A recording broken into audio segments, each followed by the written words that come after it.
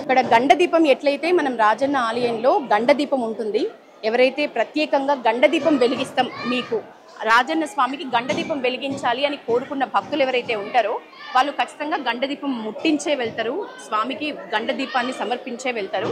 So ఆ భక్తుల కోసం అక్కడిలాగే సేమ్ అన్ని అంటే ఏది కూడా భక్తులు ఇక్కడికి వచ్చి అన్న పూజలు కానీ, కుంకుమ పూజలు కానీ, దర్శనాలు కానీ, కోడె మొక్కులు కానీ, వాళ్ళ ఒకవేళ వస్త్రాలతోటి ఒడిబియ్యంతో ఏ మొక్కులు కోరుకున్నా కూడా మన భీమేశ్వర ఆలయంలో ఆ మొక్కులన్నీ భక్తులు తీర్చుకునే విధంగా భక్తుల మనోభావాలకి ఏ మాత్రం దెబ్బతీయకుండా భక్తుల మనోభావాలని గుర్తులో పెట్టుకుని ప్రతి అంశాన్ని కూడా ప్రత్యేకంగా భీమన్న దేవాలయంలో ఏర్పాటు చేశారు. అందులో ఒకటి మనం గండదీపం ఈ వెలిగిస్తున్న భక్తుల్ని కూడా మనం చూడొచ్చు.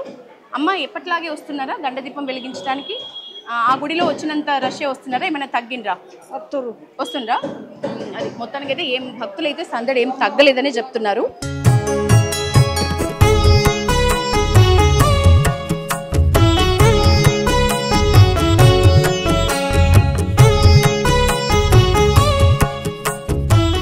అండి ఎక్కడి నుంచి వచ్చారు? వరంగల్.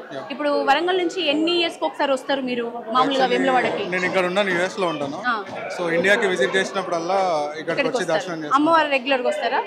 అమ్మ వేములవాడకి రెగ్యులర్ గా వచ్చేటోళ్ళ? 1 year కోసారి వీలైనప్పుడు. మరి ఫస్ట్ టైం కదా మనం రాజన్నని దర్శించుకోకుండా భీమన్నని దర్శించుకుంటున్నాము. ఏమైనా మార్పు అనిపిస్తోందా?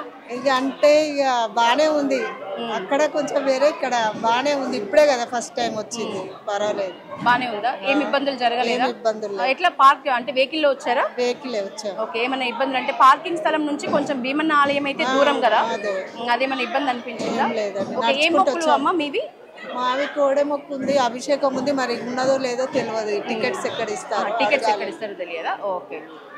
నా సజెషన్ వచ్చేసి ఏవేవి ఎక్కడ అమ్ముతున్నారు అని చెప్పి బోర్డు పెడితే బెటర్, ఎందుకంటే కొత్త కదా ప్లేస్, సో కన్ఫ్యూజన్ ఒకటి క్రియేట్ అవుతుందని.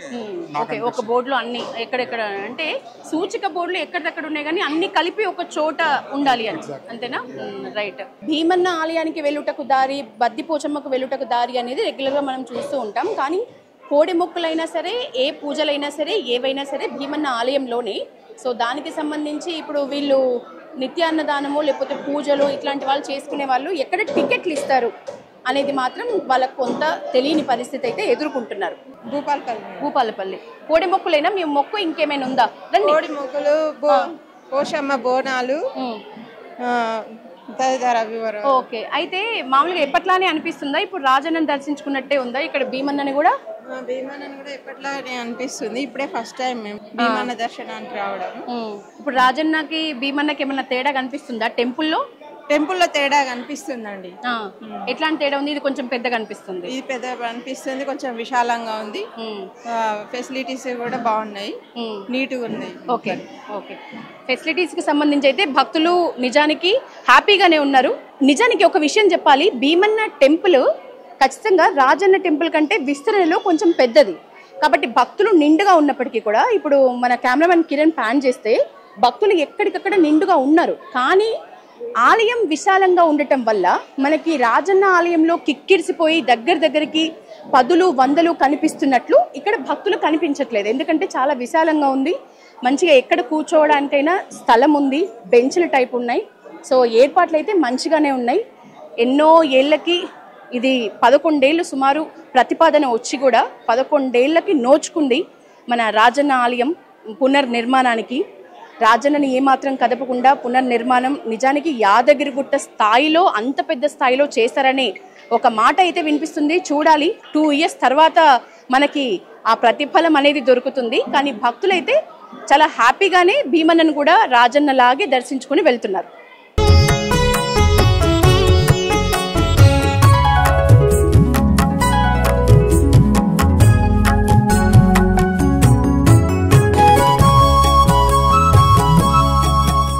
ఎక్కడి నుంచి వచ్చారు?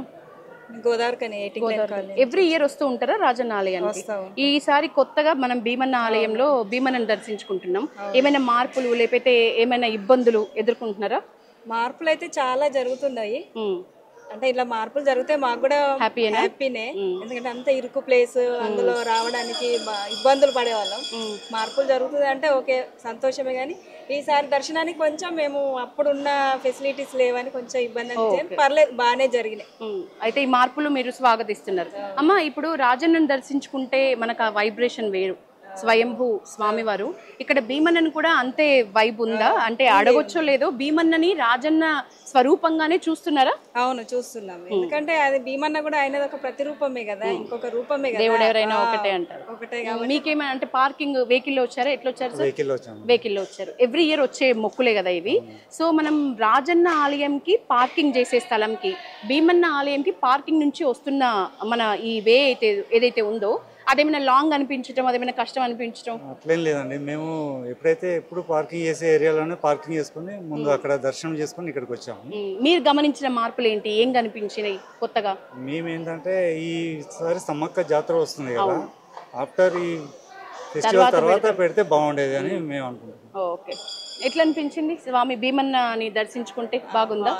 ఓకే. కిక్కిడ్స్ పోయి లేరు కదా ఒకప్పట్లాగా, ఇప్పుడు రాజన్న ఆలయం వెళ్తే ఇక్కడ కొంచెం విశాలంగా ఉండటం వలన నీకేం చేంజెస్ కనిపించినాయి? అంటే ఒకప్పుడు అక్కడ ఉంటుండే కదా మెయిన్ టెంపుల్, అది మిస్ అవుతున్నాం, కానీ ఇక్కడ కూడా పర్లేదు, బాగా అక్కడ రెనోవేట్ చేస్తున్నారు కాబట్టి అప్పటి ప్రస్తుతానికి ఇక్కడికైతే బాగా. నిజానికి భక్తులు చాలా ఓపికతో, చాలా ఇష్టంతో, భక్తి భావంతో రాజన్న మళ్ళీ దర్శించుకునే టైం వరకు ఎంతో పెద్దగా, అంటే ఆలయం పెద్దగా పునర్నిర్మాణం అయ్యి మనకు వస్తుంది కాబట్టి ఖచ్చితంగా దాన్ని స్వాగతిస్తున్నారు. ఈ మార్పులని, చేర్పులని, ఈ విస్తరణ పనుల్ని చాలా హ్యాపీగా చూస్తూ హ్యాపీగా ఫీల్ అవుతున్నారు.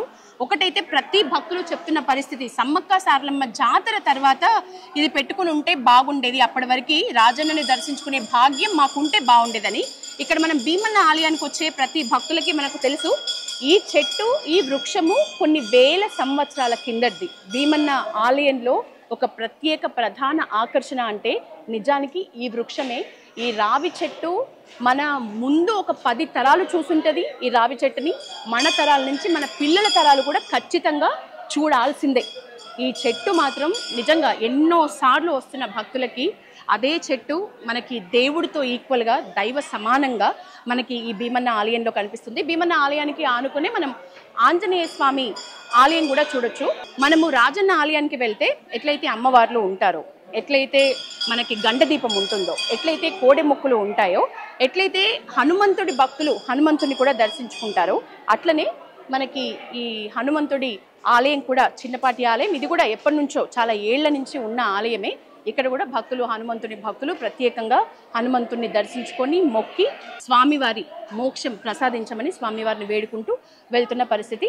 ఏదేమైనప్పటికీ ప్రతి ఒక్కరి భక్తుల నుంచి ఒకటే మాట పదే పదే వినిపిస్తుంది, అదేంటంటే సమ్మక్క సారలమ్మ జాతర అయిపోయే టైంకి మీరు ఈ విస్తరణ పనులు పెట్టుకుంటే అన్ని రోజుల పాటు మేము రాజన్నను దర్శించుకునే వాళ్ళం. సో సమ్మక్క సారలమ్మ జాతరకి ముందు ఇంటి మొక్కుబడిగా రాజన్నను దర్శించుకునే ప్లేస్లో భీమన్నను దర్శించుకోవటం కూడా వాళ్ళు హ్యాపీగా ఫీల్ అవుతున్నా కూడా వాళ్ళకు ఒక ఫీలింగ్ ఉంది, ఇది అయిన తర్వాత చేస్తే బాగుండేది అని. భక్తుల రాక అయితే ఎప్పటిలాగే ఉంది. ఎందుకంటే మనం ఇందాక అనుకున్నట్లు జాతరకి ముందు చాలా మంది భక్తులు వస్తారు. సో భక్తుల రాక ఎప్పటిలాగే ఉంది. ఎప్పటిలాగే పూజా కార్యక్రమాలు కూడా దఫదఫాలుగా జరుగుతున్నాయి. విస్తరణలో భాగంగా భీమేశ్వర ఆలయంలో కూడా స్వల్ప మార్పులు చేశారు.